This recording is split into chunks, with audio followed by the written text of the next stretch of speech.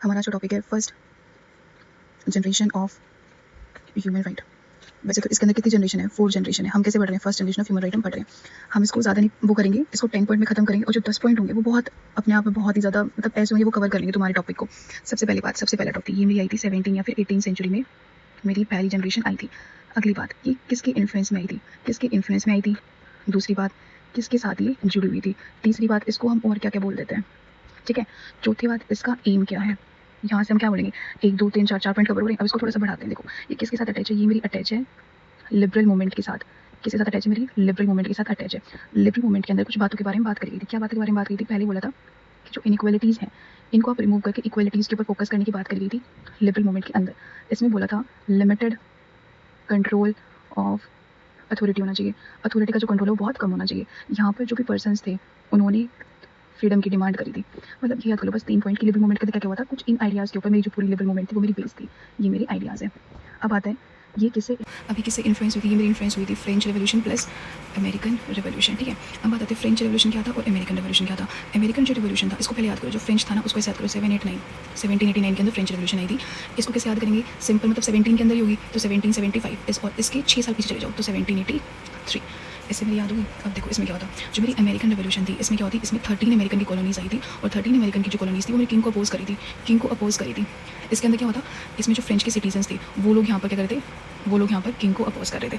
समझ में आ रही, वो किंग को क्यों अपोज कर रहे थे, दोनों का एक कॉमन पॉइंट है, टैक्स बढ़ रहा है कि तुम टैक्स को बढ़ा रहे हो, इनइक्वालिटीज़ बढ़ रही है, इन चीज़ों को मतलब मेरी बात हुई थी, ठीक है।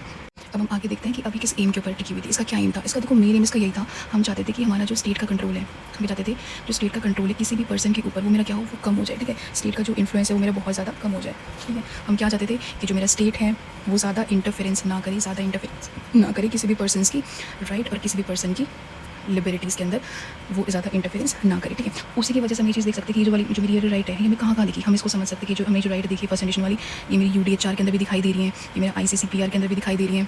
अब ICCPR क्या है, ये है मेरा international covenant on civil and political right, ठीक है। ये मेरा कोवेनेंट इस international covenant on civil and political right, ठीक है। और जो UDHR वो मेरा क्या है, वो है मेरा universal declaration of human rights, ठीक है। एक मेरा ये वाला कंसेप्ट है। थोड़ा सा और अगर बढ़ाओ तो तुम ये लिख देना कि इसकी जो चीज़ें थी ये मेरा लीगली बाइंडिंग है, ये मेरा लीगली बाइंडिंग है और ये मेरा लीगली बाइंडिंग नहीं है, ओके। इसके बारे में बात कर गई थी।